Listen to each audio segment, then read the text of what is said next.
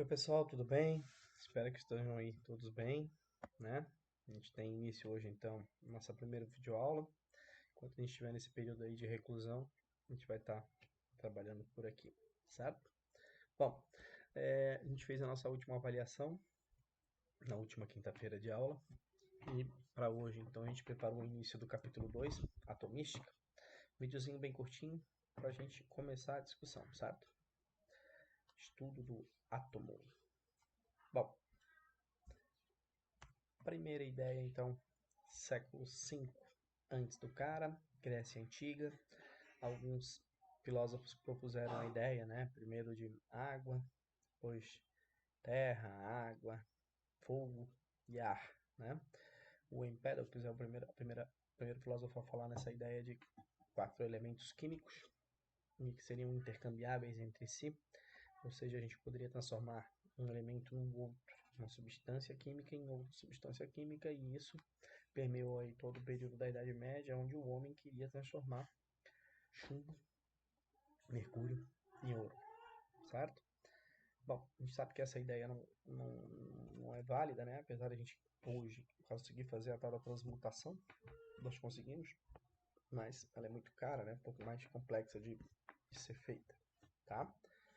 Então, a gente vai explicar um pouquinho para vocês, a gente vai falando em radioatividade, transmutação em radioatividade. Mas vamos falar do átomo em si, né?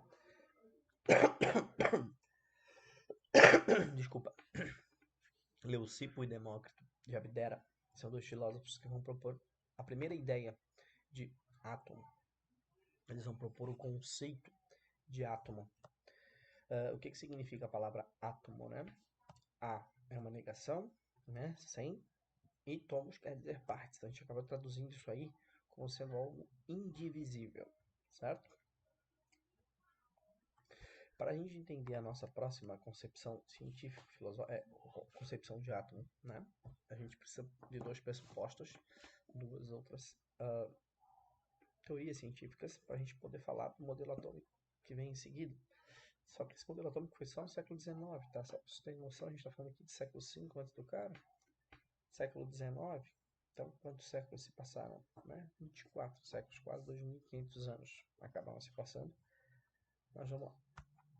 As leis ponderais, que a gente já estudou no capítulo anterior, né? Lembra do Lavoisier, Antoine Laurent Lavoisier. Lei de conservação de massa, né? A massa do reagente igualzinha à massa do produto. Então, a gente tem aqui, né, a massa do hidrogênio, a massa do oxigênio, tem que ser exatamente igual à massa do produto, que é a água. A gente discutiu isso já nas aulas anteriores. Carbono e oxigênio, massa do carbono 12, do oxigênio 32, a soma dos dois tem que dar a massa do gás carbônico que é produzido. Carbonato de cálcio, quando é decomposto, né, os 100 gramas de carbonato de cálcio, vai acabar virando aí os 56 gramas de óxido de cálcio e 32. Lembrando que 32 com 56 tem que dar exatamente 100. Massa dos produtos igual a massa dos reagentes. Isso que diz a lei de Lavoisier. Ainda falando de leis ponderais, a gente tem agora Joseph Louis Pasteur. A gente fala, Pasteur não, isso não é Pasteur. Joseph Louis Proust. As leis das proporções fixas, que a gente também já estudou, né? Essa aqui é a de Lavoisier, 8 tem que dar 9, e aí o Proust está em proporção. Se eu aumentar proporcionalmente a quantidade de oxigênio e hidrogênio, eu vou aumentar proporcionalmente a quantidade de água produzida. Então, se eu dobrar, né? Dobra todo mundo. Se eu quadruplica todo mundo. Multiplicar por 8 aí, quintuplica todo mundo. Mas o raciocínio de Dalton tem a ver com isso aqui. Será que se eu consigo dividir, em vez de multiplicar, dividir por 2? Funciona do mesmo jeito. Dividir por 4. Né? Só que se essas divisões forem sucessivas, será que eu chego em alguma coisa que vai ser indivisível? A gente vai ver que sim, tá? Então, o que o Dalton vai propor? Cada elemento é composto por partes extremamente pequenas chamadas átomos. Todos os átomos de um elemento são idênticos. E os átomos de diferentes elementos apresentam, né, elas, além de serem diferentes, têm diferentes propriedades, diferentes características. Terceiro, o átomo de um elemento não se converte em diferentes tipos de átomos por meio de reações químicas, ou seja, um átomo de um elemento permanece sempre átomo daquele elemento, não tem como ele sofrer alteração. Os átomos não são criados nem destruídos nas reações químicas. E o último, os compostos são formados quando os átomos de mais de um elemento se combinam. Um determinado composto tem sempre o mesmo número relativo dos mesmos tipos de átomos. Então, como é que é o modelo atômico dele? O átomo dele tem o apelido de bola de bilhar. Esférico, maciço, indivisível, indestrutível e neutro. Neutro a gente vai discutir porque está pintado de vermelho mais na frente. Dalton chegou a essa conclusão sobre os átomos com base em observações químicas no universo macroscópico, ou seja, aquilo que ele conseguia ver e sentir, né? Em seu laboratório. Então, aqui a gente tem uma representação moderna de uma equação química e vendo que até hoje a gente consegue ainda observar uma reação química com o composto por Dalton, que é a bola de bilhar, né? São rearranjos de ligações químicas, né? Bolinha azul com bolinha azul, bolinha vermelha com bolinha vermelha. Depois da reação química, a bolinha vermelha se liga com bolinha azul. E a gente observa aqui que a lei de Dalton e a lei de Proust continuam sendo válidas, tá? Para a gente entender o próximo modelo atômico, que é um pouquinho mais complexo, a gente vai ver um vídeo assim, bem curtinho. No século XIX, inúmeros cientistas pesquisavam o fenômeno de condução de eletricidade nos gases. Em sua grande maioria, as pesquisas envolviam a aplicação de alta tensão em tubos de vidro preenchidos por gases e providos de terminais em suas extremidades, denominados ânodo e cátodo.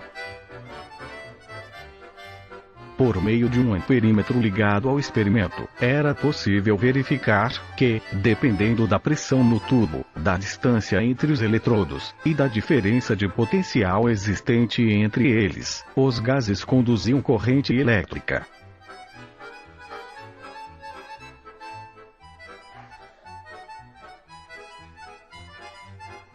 Durante a execução dos experimentos, os cientistas perceberam um fato inesperado. A corrente elétrica era indicada no amperímetro mesmo quando havia somente gás rarefeito dentro do tubo. Querendo descobrir por que esse fenômeno ocorria, no ano de 1875, o físico e químico William Crookes construiu um tubo curvo, produziu certo grau de vácuo em seu interior, e aplicou alta tensão em suas extremidades.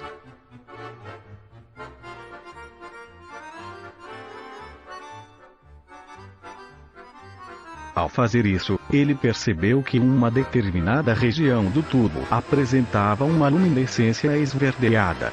Aumentando o vácuo dentro do tubo para um valor em torno de 10⁻², visualizou apenas uma mancha luminosa na parede do tubo oposta ao cátodo.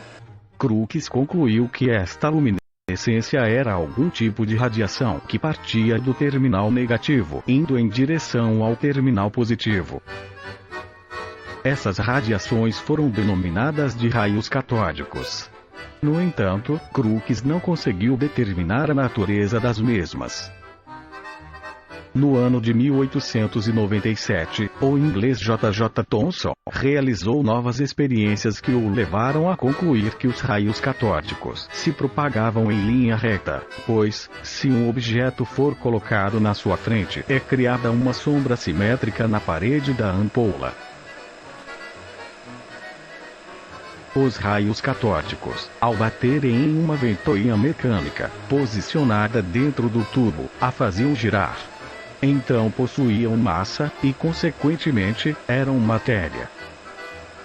O feixe de raios catódicos era atraído por um campo elétrico positivo. Portanto, os raios catódicos possuíam carga negativa.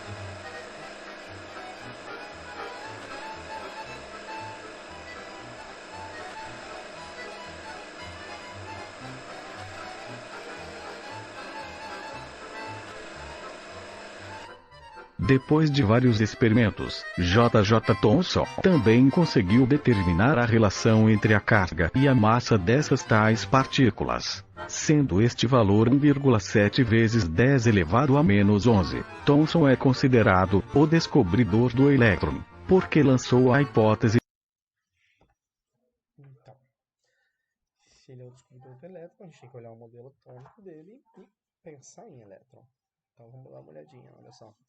A gente tem uma massa gelatinosa positiva e aí essas bolinhas são os elétrons. E essa massa gelatinosa ela é gelatinosa porque os elétrons podem fluir dentro do átomo, eles podem fluir também de um para outro elemento, tá? Então, a gente tem uma esfera que é maciça, gelatinosa, né, positiva, e os elétrons estão incrustados e têm a capacidade de fluir. Isso aqui explica pra gente a ideia de eletricidade, que são os elétrons fluindo, certo? Voltei para a bolinha neutro. Por quê? Essa carga positiva aqui ela é totalmente anulada por essas cargas negativas aqui. Então, o modelo atômico ele é neutro, tá? Mesmo tendo cargas positivas e negativas, certo? Vamos encerrar por aqui essa videoaula. E aí na próxima aula a gente vê os próximos modelos atômicos e eu passo mais atividades para vocês, ok? Até semana que vem.